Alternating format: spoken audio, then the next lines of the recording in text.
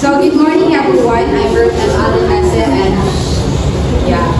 I'm from Group 4 and today we'll be exploring about financial literacy and its basic mga definition and real-life implications. But so prior to that discussion, pre-activity sa so himo na ni siya sa other group before, which is ang concept map. So karon is same group ra Japon na yun.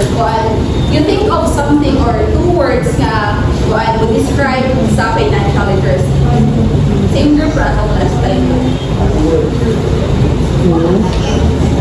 5 minutes daw. Clear mo representative. Financial literacy, maka-describe sa financial literacy. Or connected words that are connected to financial literacy.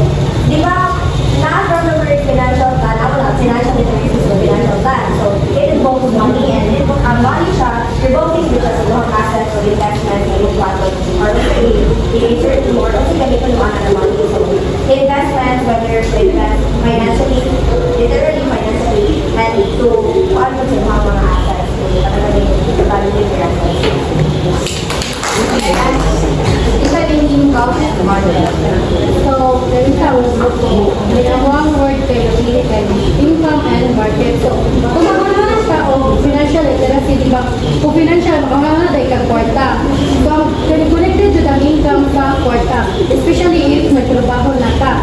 So, kung ma-literate ka sa financial literacy, pag-agay mo money. Pagkadoon ko kanila kung saan pagsaktong pa handol sa imuhang income, labi na kung nagtrabaho na ka. Para imuhang mga kwarta kay sakto-sakto ba dili sa imo nga naay sige utang o ma-short ka sige.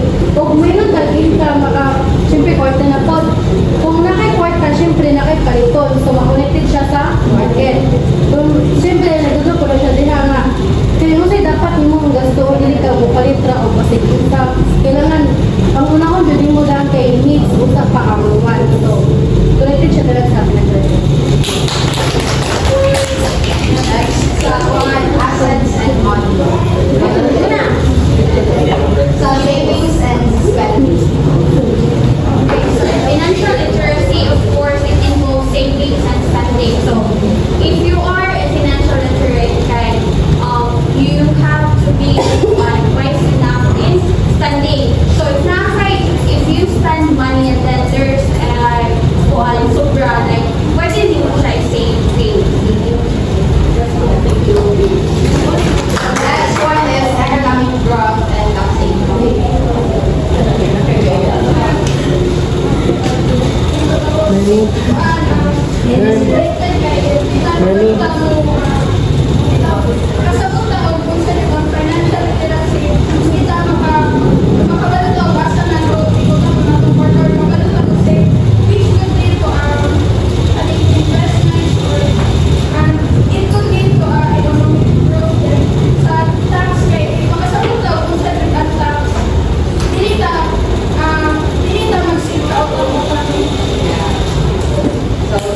All of your insights and now let us move on to what is financial literacy. So, everyone please read. Financial literacy is a core skill in an increasingly complex world where people need to take charge of their own finances, budget, financial choices, managing risks, saving, credit, and financial transactions. So yes, financial literacy enables individuals to manage their finances effectively. Kaya hindi sayon makita o so, aside sa to manage their finances effectively, it also makes individuals to make informed decisions and achieve financial stability by understanding how money works and making smart financial choices. So aside sa dili jud sayon mo kuha og kwarta o mangita og kwarta, kinahanglan nato nga financial literate ta. So financial literacy is the ability to make informed judgments and make effective decisions regarding the use and management of the money. So national surveys shows that young adults have the lowest levels of financial literacy as reflected in their inability to choose the right financial products and lack of interest in undertaking sound financial planning. Therefore, financial education should begin as early as possible and be taught in schools. So according to national surveys, young adults have alarmingly low levels of financial literacy. So, unang ang buwan kay dali ng gasto, sira nila nanakay sa plan. So, nag-highlight siya sa need na dapat daw i-introduce na ang financial literacy as sa bata pa lang or i-apply siya sa school. So, failure to impart financial literacy to young individuals can have long-term consequences such as poor financial decision-making, lack of accumulation, limited financial stability, and reduced economic opportunities, ultimately impacting their financial well-being and quality of life.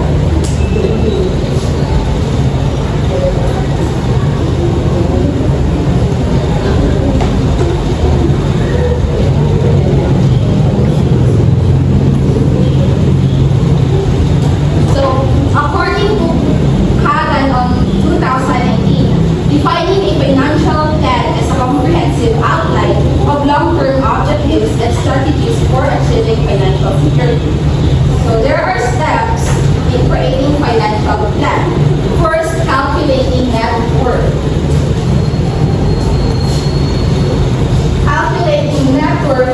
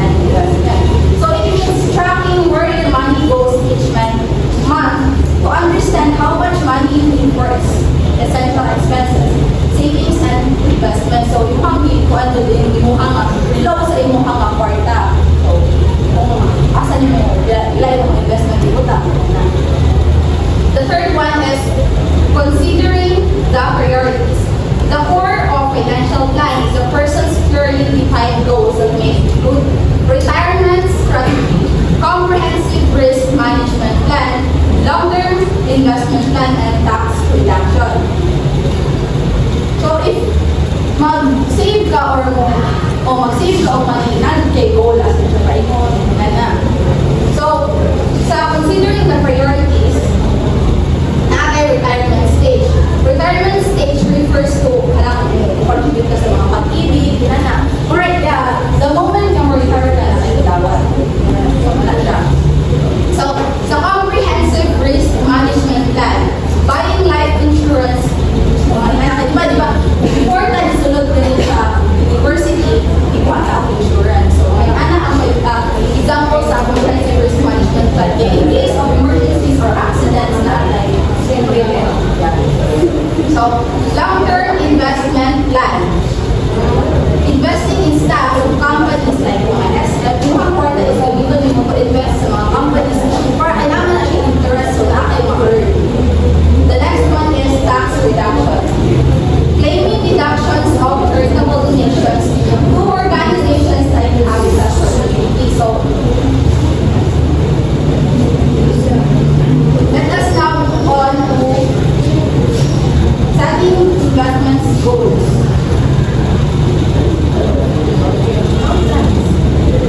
Financial goal planning and setting. Setting goal is a very important part of life, especially in financial planning. Kaya, plan, wala kayo goal, kaya po nyo maabot sa mga goals. So, before investing the money, consider setting personal financial goals. Financial goals are targets usually driven by specific future financial needs, such as saving for a comfortable retirement, sending children to college, or even home purchase. So, financial goal is ang goal mo sa imang pag-goal. So, there are three key areas in setting investment goals for consideration. So, first is time horizon. So, time horizon refers to the time when the money will be needed to the longer the time horizon. The more risky and potential more relative investment will be. So, ano siya, ang time horizon is if when mo hinahanglan ang imong kwarta. For example, mag-savings ka para sa imong bakasyon. So, gamay na siya, short term na siya. If mag-savings mo ka para sa imong retirement buod, like 20 years. So, long term siya. So, ang time horizon na siya is long term and short term. So, ganun sa yung kinahanglan ng kwarta. The next one is risk tolerance. Investors may let go of the possibility of a large gain they knew, and there was also a possibility of a large loss. While others are more willing to take the chance of a large loss, there are also possibility of large gain. So, ano siya ang risk? Nine two types of risk, which is risk averse and risk seeker. So, if we look at our risk averse, this refers to mga safe na investments. So, bahala siya o gamay ang imuha ka interest, ana, at least safe na siya. Sa risk seekers, willing ka mag-take a risk if dinagko nga mga investment. Kaya dagko man po ang interest niya. Next one is liquidity needs. So liquidity needs refers to how quickly an investment can be converted into cash or equivalent of cash. The liquidity needs usually affect the type of chosen investment to meet the goals. So ang imuha ng mga investment, di ba, ako ba invest sa balay? So sa liquidity, mo na ka dito dali ka dito makuhaan ng cash. For example, kung invest ka sa imo bank savings ko naman, so na siya interest, dali ka mo siya mag-withdraw, i-cover na dito mo. Pero if ka lang sa mga invest ka sa mga house, sa mga yuta, may anak, di ba doon siya mag-change into money. So ang liquidity, nag-refer siya sa investment na dali mo makuhaan ng kwarta, dali ka mag-student. The next is investment goals. Investment goals is the growth, income, and stability.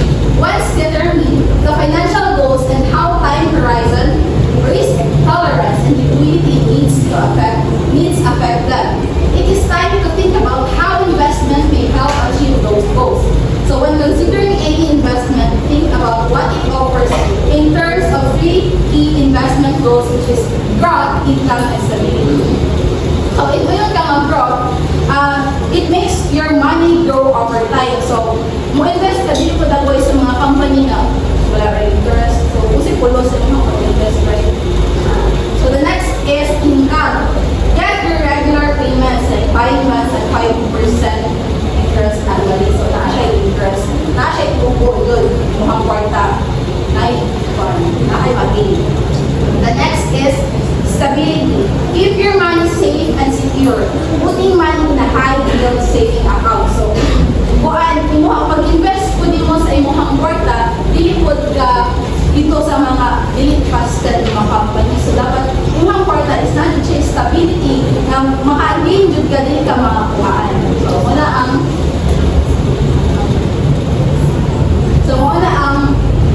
sa financial planning and financial literacy and sa ating goals. So,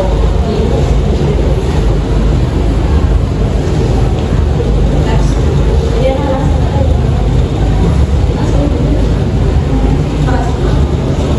So, the next reporter will report on Friday. Since we're running out of time. Good morning. Okay, this morning we will be discussing about budgeting, spending, and tips on how you budget and spend your money under financial literacy. So, tell me, so anyone from the class can tell me the difference between budget and budgeting? Aside from the spelling, of course. I don't have the spelling. Ang iyang buwan, kalalihan niya. Siya na. Siya may Ang budget would be kayo, kung sa iyo ang kwarta, for example, kung sa annual, 1,000. Ang budgeting is kung sa ako pag-gasto ang Yes. Okay, alright. Ang budget, it is a plan for your money while budgeting. It is a process for making that plan. So, ang budget, naadira ang income, ang iyong expenses. So, dira, for example, nakakay 1,000 sa iyong allowance sa kasimana. So, ang budget, muna yung help me mo para kung saan mo pag-control or pag-tihati ang iyong kwarta sa sulod sa kasimana. So, now let's move on to the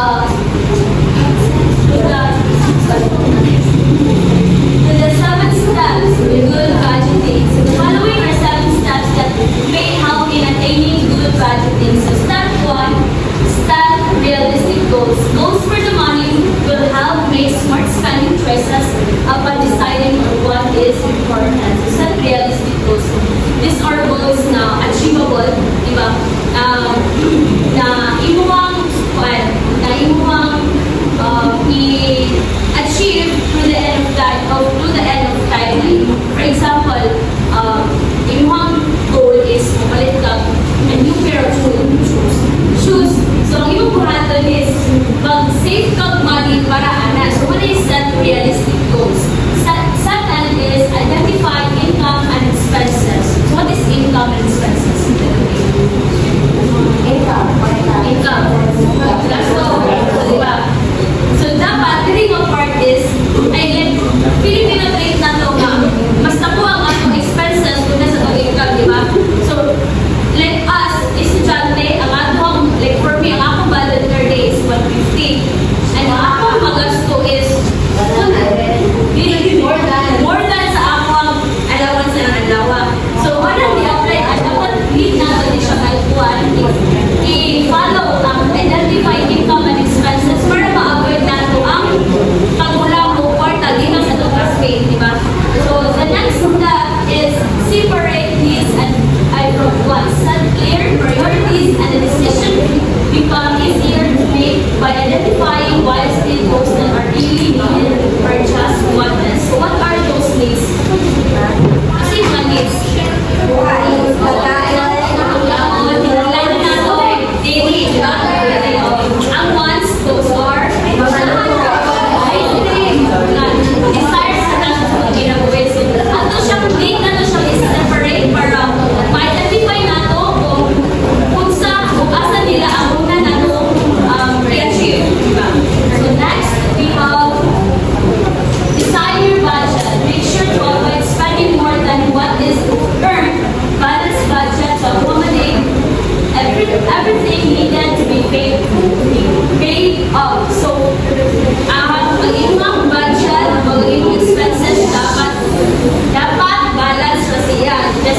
ingon kanina nga dili ka gasto nga higher pa sa imong budget.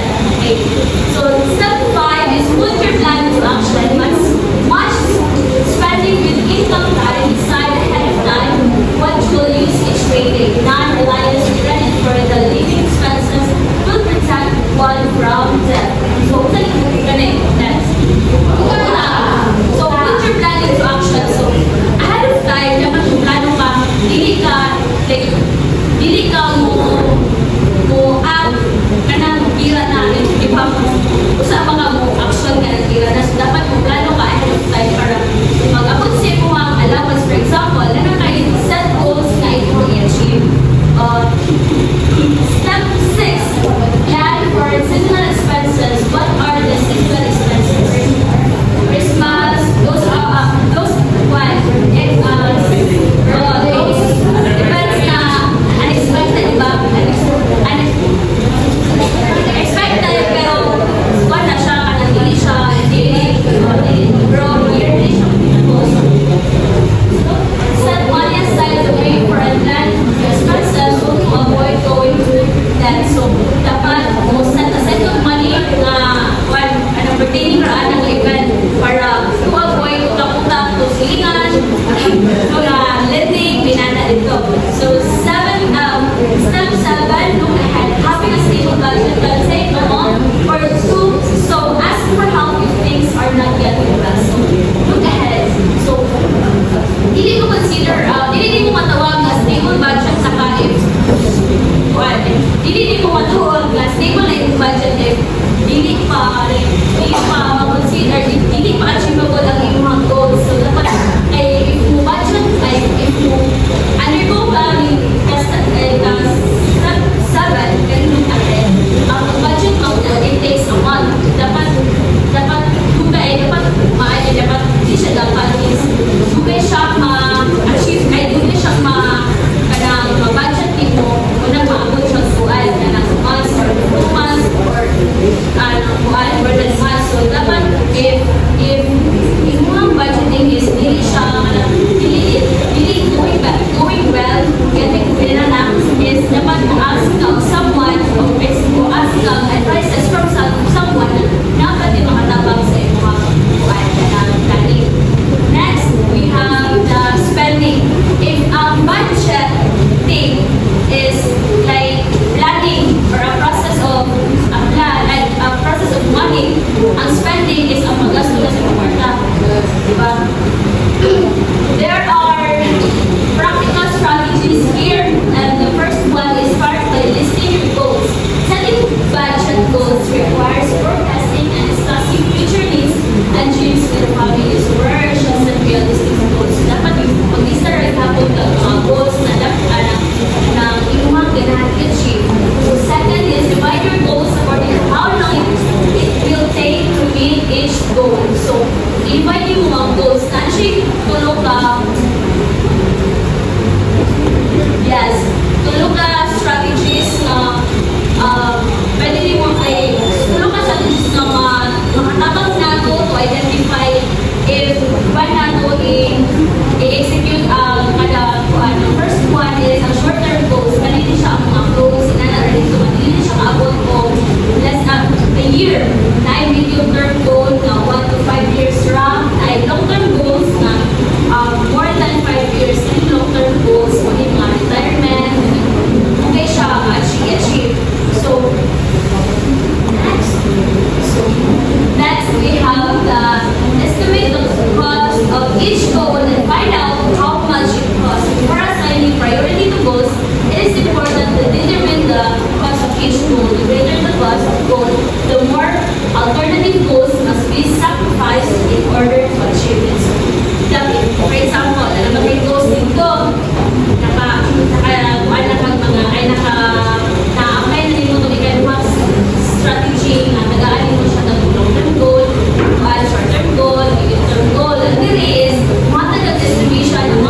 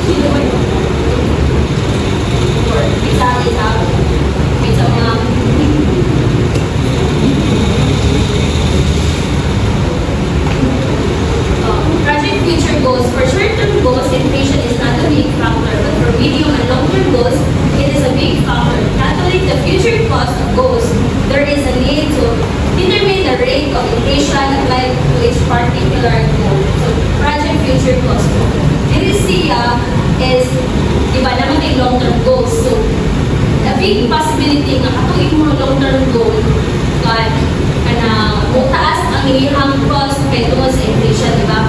So, dapat flexible ka dali ng part na dapat ang iyong mindset is, yung amount sa cost na imong gamitin na ng goal is dili ra applicable na ng around the years. So, dapat flexible ka nga. Pila ka years na ma-achieve mo ang goal, dapat ang amount of money is bigger para ana. So, next, we have the fifth one is calculate how much you need to set aside each period. So, upon knowing the future cost of the goals, next is to determine how much to put aside each period to meet all the goals. So, imong i-total to, imong na-set na goals, then, determine na nimo kung when hindi mo ma-meet ang goals na rin. Imong na list. So, next is you prioritize your goals.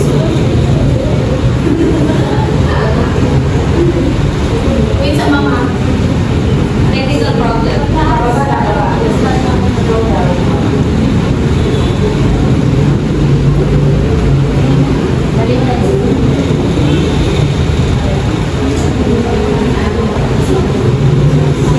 Six, so prioritize your goals. Upon listing down your goals and the estimated amount needed for each goal, prioritize them. This serves as guidance decision making. So you have the list. So nanag ka estimation, nanag cost nga, estimated cost, goal is, and next yung buhaton is, i-prioritize sila. I-prioritize niyo sila. Nag-aanin mo sila put in action sila. If we put in action yung mga goal, then, but itong go, ay atong pamaagi, makatawag tuloy mo as a guide na in decision making. So number 7, the last one is create schedule for meeting your goals. It's important to lay down all the goals according to priority with the corresponding amount of money needed, the time it will be needed, and the installments needed to meet this goal. So create a schedule for meeting your goals. Yan naman dito, kung set na ka-schedule kung may mo i-achieve your goals, of course, you need you need money, the time will be needed, and the installment needed to meet this goal. So that all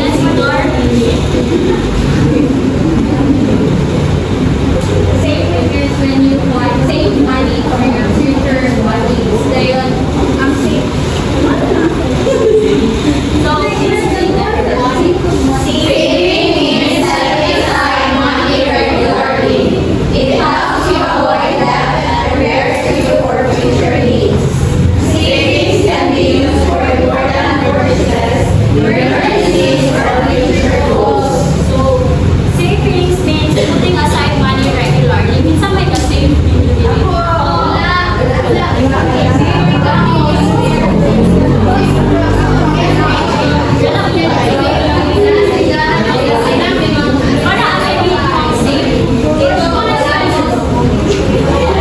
mean, safe. So, siyempre, it helps to avoid marabling, di ba? Pag makasave ka, then ano kay, for example, may palalito sa eskwelahan na nakasave ka. So, hindi na kapili ako. Hindi na, ay, sometimes, hindi na kayo sa nilikanan. Pero, if na, yung tayo kwarta nakasave ka, hindi man ko natukuhaan, ginagawain. Mas parang dyan mga ano. Eh, pwede ka magpaglag-lag. So, emergency saving funds. Please, everyone.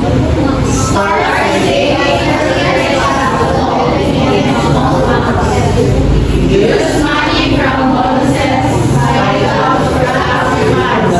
purpose to cover unexpected expenses like hospital bills or repairs. Yung kana is very understandable, naman, di ba?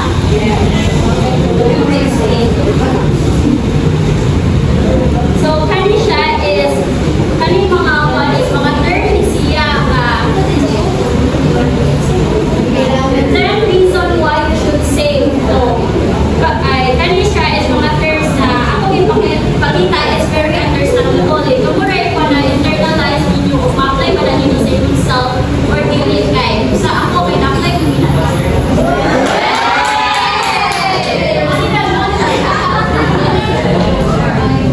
So, please read everyone. Number one. To become financially independent. Number two, to save more when buying things by during sales.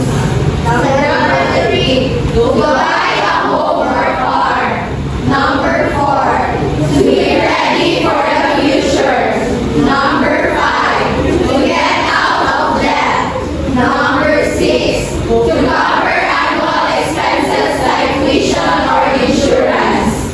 Number seven, to settle unexpected expenses. Number eight, to be ready for emergencies. Number nine, to prepare for job loss or illness. Number 10, to enjoy a worry-free, better life. So, moral of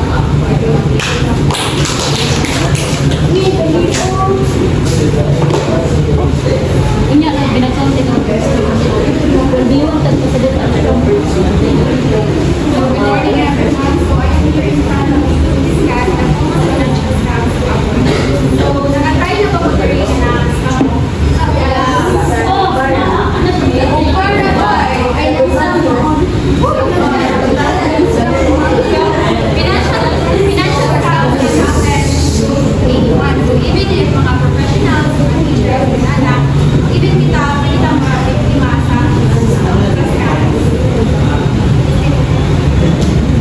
So, here are some of the most common financial scams along with ways to identify them early and how to protect oneself from being victimized.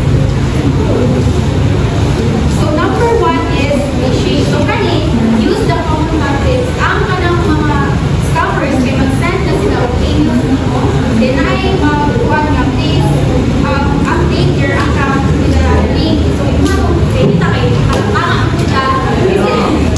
Kasi kita sa link kay kuhan, nasugawan sa kay atuang nga kanang atong account. Nana, kung saan na naging So, atong yung dito. So, na-possibility nga ang atong person niya mag-provide daw ka ng personal information ng dito. So, na-possibility nga atong kwarta is magkuhan sa mga scammers. And then, in order nga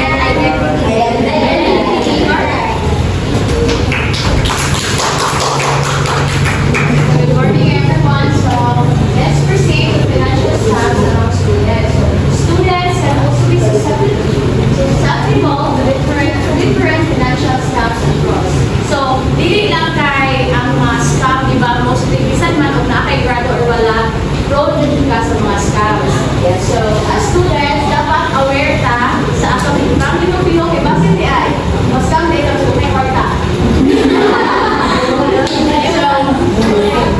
First is think scholarships. So what is beneficial for students to apply for as many scholarships? It is important to become aware of related scams and fraud. So, mga siya ingon nga, check reliable sources. Like, kanagaling, kapantay mo sa online ba? Kalapitan ano is online. Then, kapantay mo ito sa check. Mo namin check nga, may mga scholarship yung matingala ka nga. Last year, tapos siya, pero sige siya gabalik-balik. So, ang sa face scholarship mga is, ako i-check ang kanang grammar na may poor grammar ana, dili siya kanang eksakto gali pagkakuan. Then mostly ana, kanang naibang ito nga, bayad ka. Pero if mag-install ka siya money markers, cancel na lang.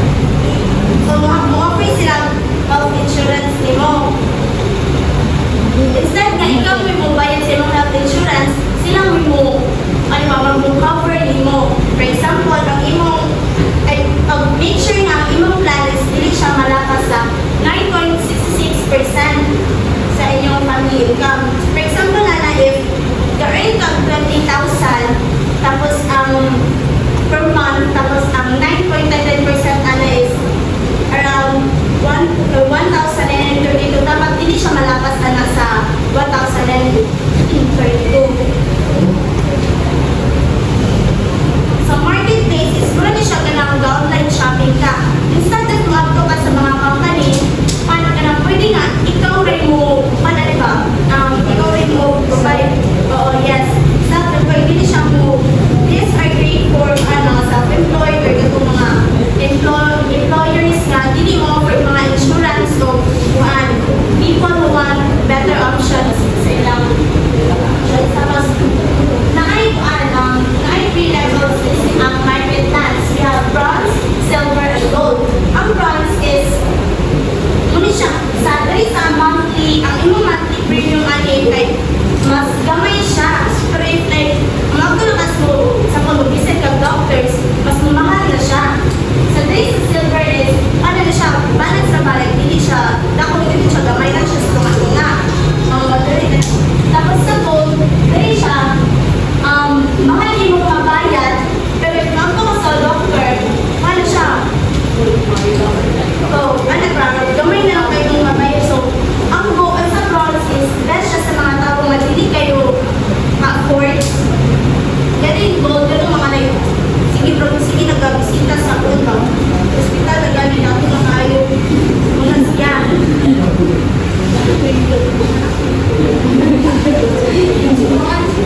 Sa life insurance mo niya itong life insurance mo may sagot ganyan itong nung makapil ganyan itong isa sa requirements na nurse. So, kung siya, for example na like, God forbid, isa mo ganyan kay stressada, kay stress na ka, uy na ka, wanan ka, hindi ka makapil sila o gani mo, kwarta mo, tayo sila kwarta ni mo. Wala mo na kayo pila itong hindi kinadapan mo. Lain pa kayo pagkamatay ka para naan lang buwan, hindi lamang. So the following are common risk categories. So aning dari is ang company nga sa insurance gani is magbase sila sa imong age, health, of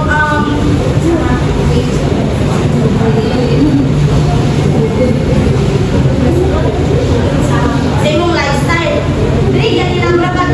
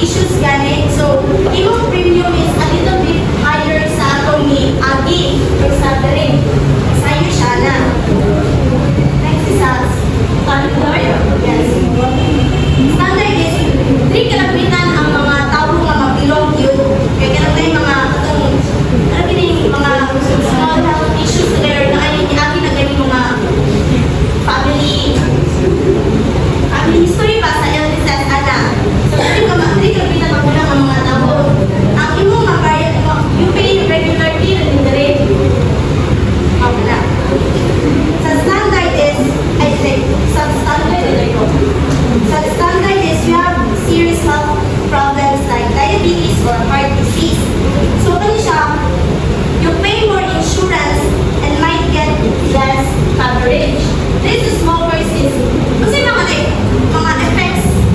if